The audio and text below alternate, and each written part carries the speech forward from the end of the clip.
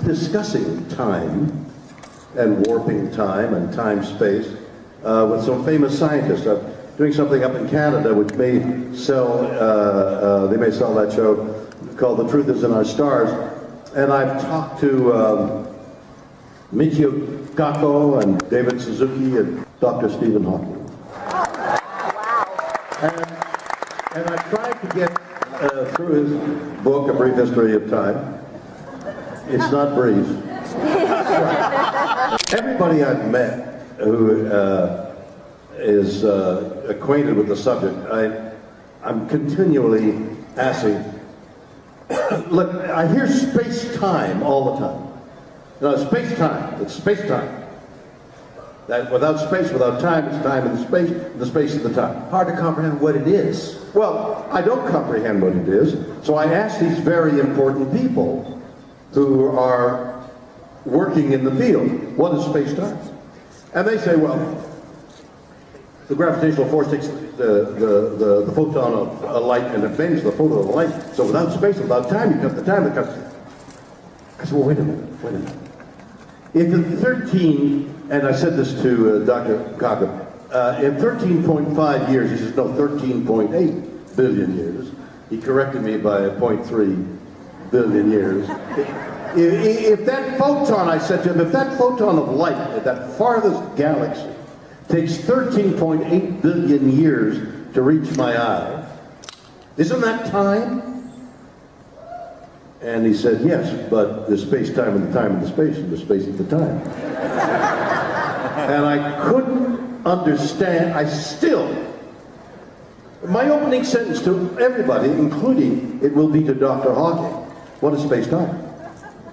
And I can't, and I know 17 people just raised their hands. I'll tell you about space-time. But it's a concept that I just can't get through my head. Well, you can understand time, the passage of time. Are you going to explain to me what space-time is? Yes. And you can understand the idea that there's space, there's a distance between you and these 6,000 people. Wow. You said that with a measure of pride, too. Yeah. Creation, 6,000 people are in the audience. But it takes a certain amount of time yes. for you to pass from here all the way over to the other side of the auditorium. Right, that's space. That is time going, time going through space. You see, that's not what they mean at all. That shows me that you have no idea. I mean, so the guy said, one of the gentlemen said, well, there are 3 dimensions, space, length, width, right? And then you have the concept of time. So something happens within that space, you got time. That's the 4th dimension. Yeah. And I said, well, I get that. Something happens within a cube, and you have time, and then you have length and breadth and width. And I get the, what's the 5th dimension, I said. That's a fantastic band. A fantastic band. That was my first thing. So I said, just give me another, because he said there's 11, then he said there's 17, and then I heard lately there's 26 other spaces. Dimensions, multiverses. No, wait a minute. So I said, well, just give me one other dimension. I don't care about 16 or 17 or 26. What is the 5th dimension? What is it? Give me another dimension. And the answer is, we can't conceive of that.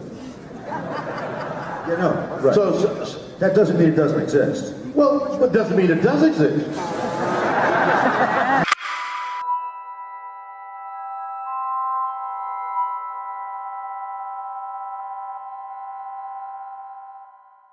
So, I mean, so I said to Dr. Kaku, he said, it's in the, because he's working on string theory. You know about string theory. Yeah, and I find that incredibly confusing too. But we're not talking about the stuff you wrap a package about, Adam. Yeah. It's vibration of some kind in a string. Okay? So I said, he said, it's like music. I said, well, I understand an orchestra with vibrating instruments. I got that. What do you play? What's your instrument? What do you do? When you get up in the morning, doctor, what do you do?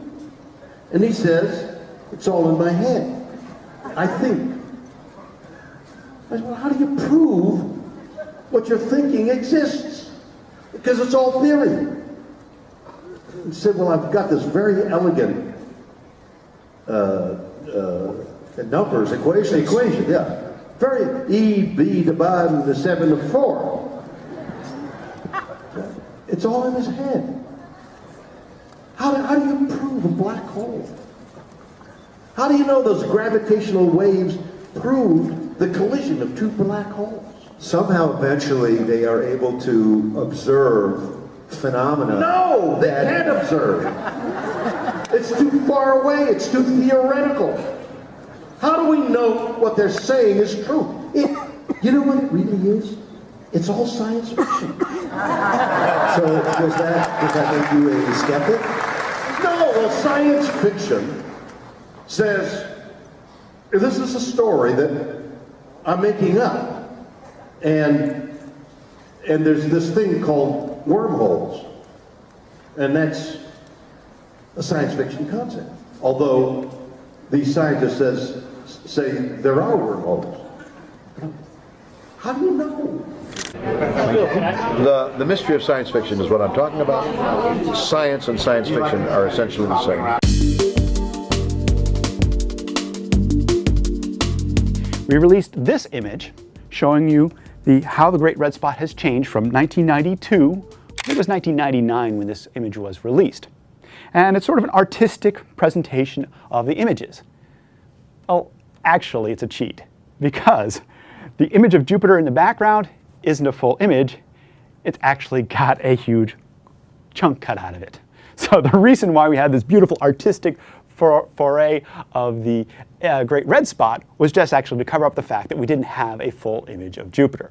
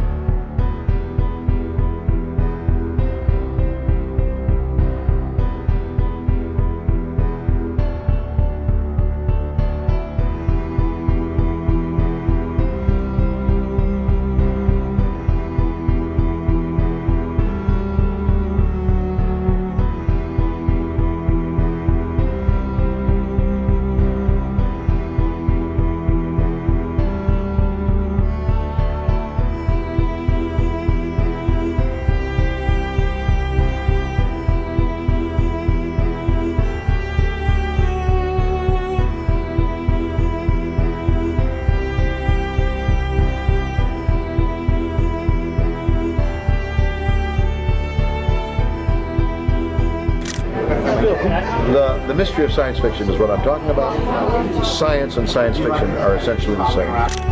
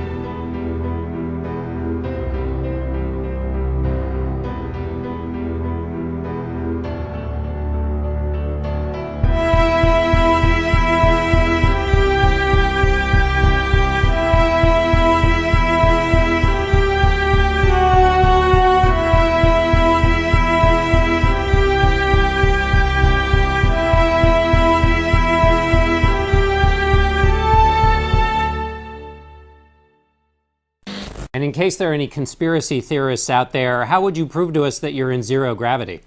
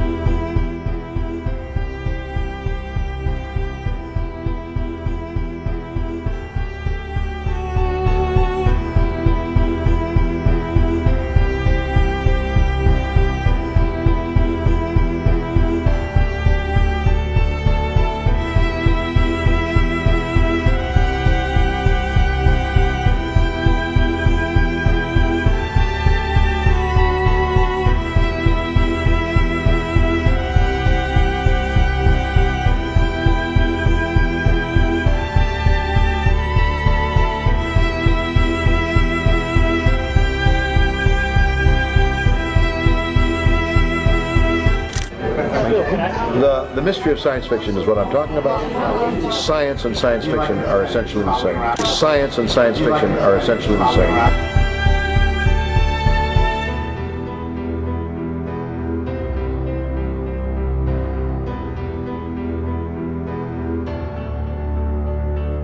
It is Photoshop, but it's has to be. It is Photoshop, but it's has to be. Blue Marble 2.0. NASA's Rob Simmons made this. It is Photoshop.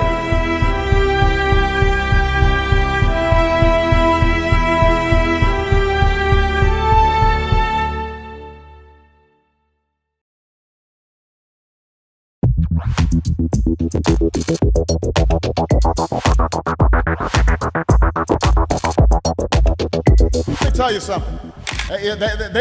They must have been founding members of the Flat Earth Society. They would not have believed that the world was round. We don't have time for a meeting of the Flat Earth Society. Let me just underscore, you don't need to be a scientist to know that the Earth is round. The current members of the Flat Earth Society in Congress, People at high levels of aspiration who are the Flat Earth. We have Flat Earth Caucus.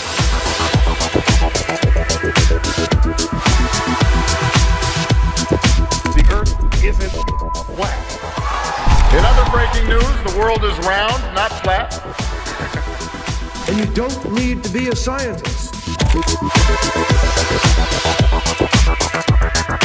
If I say that the world is round and someone else says it's flat, that's worth reporting. But you might also want to report on a bunch of scientific evidence that seems to support the notion that the world is round.